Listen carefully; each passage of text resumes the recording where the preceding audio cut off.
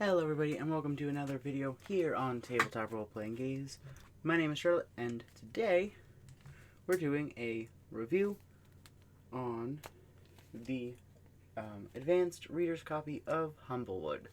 So I got it, read through the majority of it. I still haven't finished all of the adventure because it's long and it's taking me a while. But I asked if anybody would want to... Oh no, I'm so sorry, I just bumped my microphone. I asked if anybody would want to see reviews and thoughts of it, and Deck of Many, who published this and wrote it and made it, was like, actually, yeah, can you talk about your thoughts of it, please? So, here we are.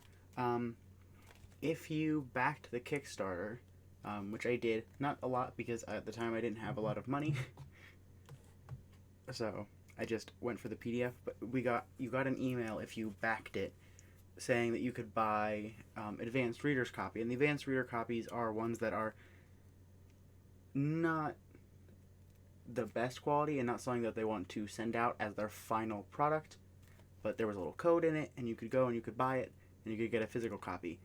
I only did to the PDF tier of everything, which was, I think, was like $10-15. So I got this because buying this cost way less than it would cost me to print it. Now, I think they said 1 out of every 10 gets one of the foil ones, so I got one of the foil ones. It's really cute.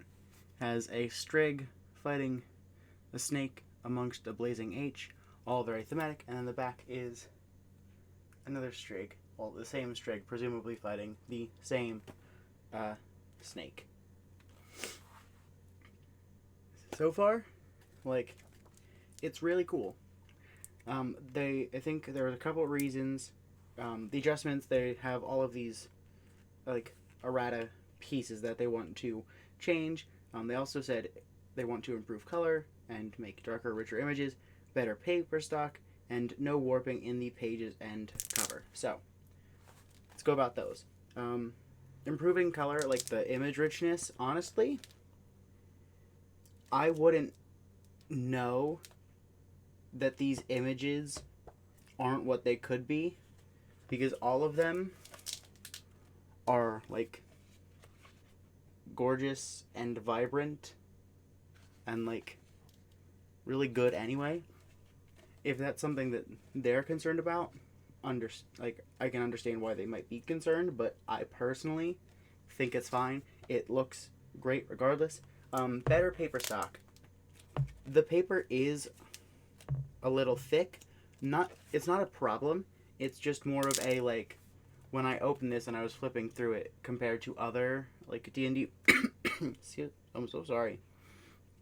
Other D&D modules that I have, the paper is thicker, but it like I said, it's not really a problem. It's more of just something of note. It's it really doesn't it doesn't take away from it. It's not like a bad quality thing. It's just kind of something that is there. And the no warping. It's kind of weird. My book is perfectly straight, but as you can see, the pages wiggle a little bit.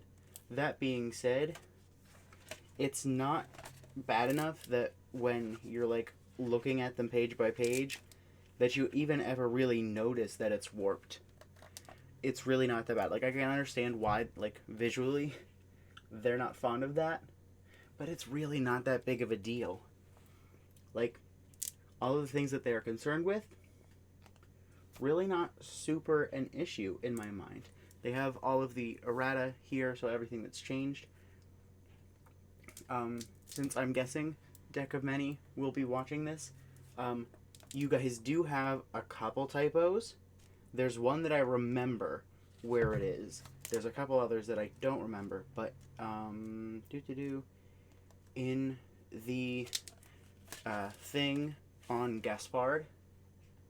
So on page 64, on the the fourth paragraph at the very beginning, it says Gaspard's example has led many to heed the paladin's call.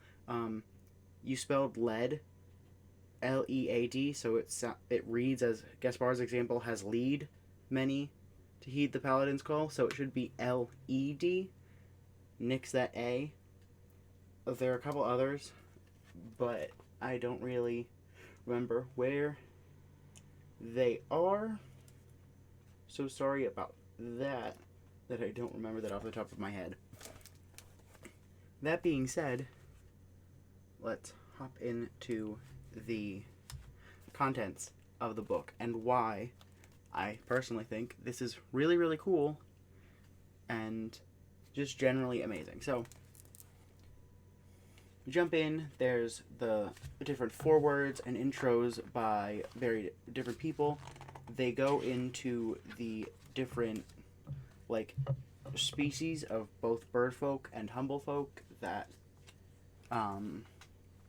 like, reside in Humblewood. It's definitely neat because it talks all about, like, how these species fit into the various cultures and different chunks, and they also talk about how to modify the races and like which of them you can like alter things to. So like if you wanted to be like a peacock, you could probably be like a gallus and work that out, and how to adjust things. How like hedges can be also like porcupines or like echidnas or pangolins if you like adjust it, and strigs are usually like big owls, but you can make them like the tiny little pygmy owls and stuff like that, and how to adjust and alter things within reason. They also have a couple of class options. There's for bard, cleric, and fighter. They're all really cool. Like, they're definitely really neat, especially the cleric ones. I think the cleric and the bard ones are some of the coolest. They have a couple of new backgrounds based specifically off of various walks of life and various like, bits and pieces of living in Humblewood, which is definitely really cool. And we have a couple of spells and feats. Spells and feats that are definitely really, really interesting. And I know I'm just kind of rambling, but it's definitely I'm bad at formulating words and sentences in a fashion like this, but there's all kinds of feats specifically related to, again, different cultural things as well as various like special, I think that's a thing. Same with the spells that fit who and what are in Humblewood. Now we get into their pantheon, and like the Amaranthine, which is what they Amaranthine. I think it's Amaranthine. And what that is, and there's like they went really, really in detail with myths and legends regarding the pantheon as like the deities' alignments and their mottos, their symbols, their domains that they would go to, their roles in the creation and existence of the world that Humblewood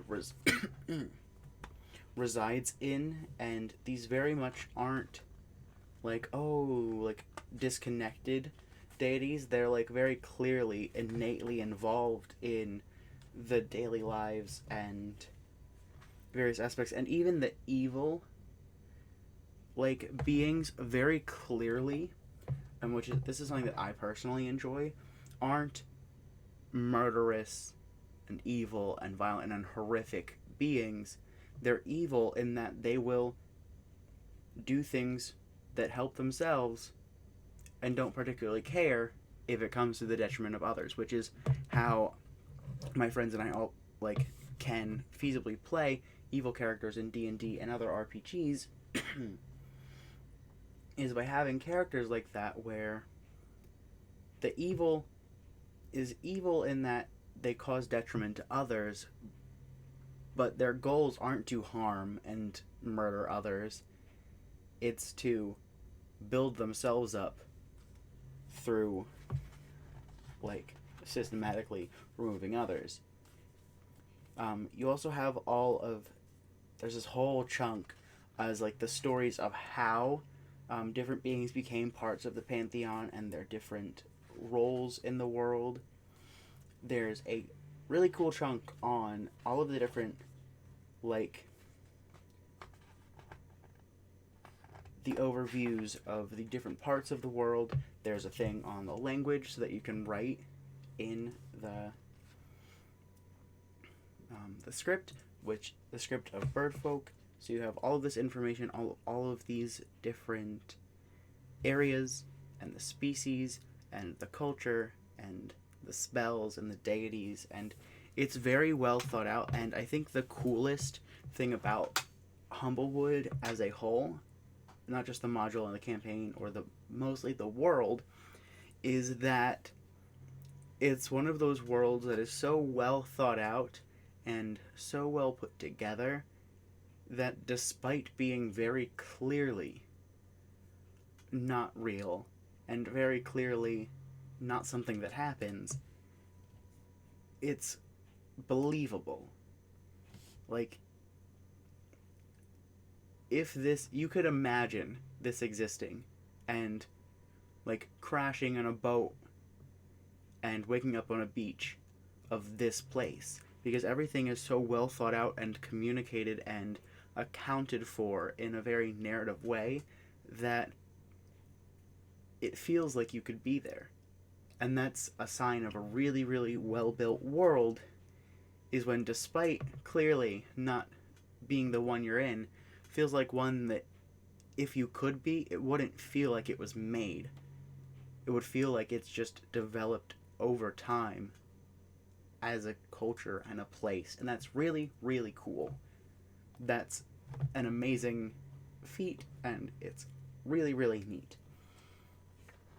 Then you get into, like, right away in the adventure, you get into all of these compelling characters and motives and items, and it's very quickly communicated the style and not the motives, but the general goal of what this adventure is going to be like and the concepts that it's trying to communicate. Like, there's this big thing that's very clearly communicated quickly. This isn't a spoiler. This is just kind of a thing. Like, they talk about how awful, or like how the Bandit Coalition is one of the big, like, detriments and threats to the world. But in just the lore in this book, it talks about how the Bandit Coalition aren't evil people that seek harm, like causing harm to others. It's a lot of people that were displaced by the fires because adequate housing wasn't ever provided anywhere else. They joined the Bandit Coalition just as a way to survive and a way to thrive. And that's an important thing. They're not going, these bandits are evil. It's that it's saying the root of this Bandit Coalition that is a threat to this is the fact that adequate housing isn't being provided, and there's discrimination in this place, and, like, based off of, like, resources, and, like, there's all of these complicated issues, and it's not just, oh, bandits bad, people who have worked with bandits bad. It's, these people are trying to survive. You can stop it by getting rid of the roots that cause people to have to turn to these things. And that's cool. And there's bits and pieces where there are NPCs that are talked about briefly, where it's talked about how bad and how evil they are. And you go there, and they're just kind of chilling. And they're like, oh, hello, hi, how are you? And it's very quickly communicated in the background information as well as the actual module itself that things aren't always what they seem, and issues are always more complicated, and you're given plenty of opportunities where running might be the best option. And it's very much not just your standard dungeon crawl. It's not your hack and slash, save the princess, get paid kind of gig. It's very clearly a You're just inhabitants of this world. And in this world, things are complicated. Sometimes it's not feasible to run in swords blazing, spells readied.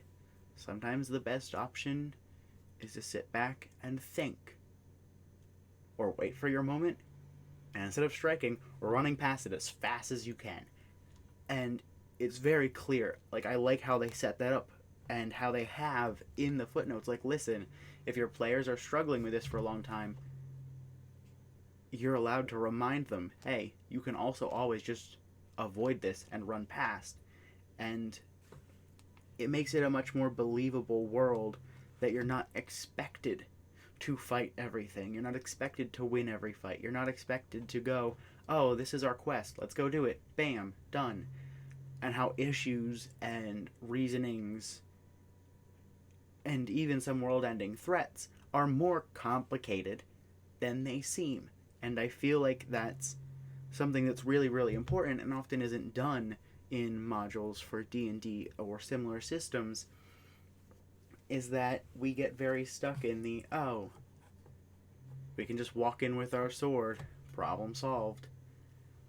And it gives you not only the opportunity, but also the groundwork to change your mindset into, oh wait, we can deal with things in this world other than with fighting.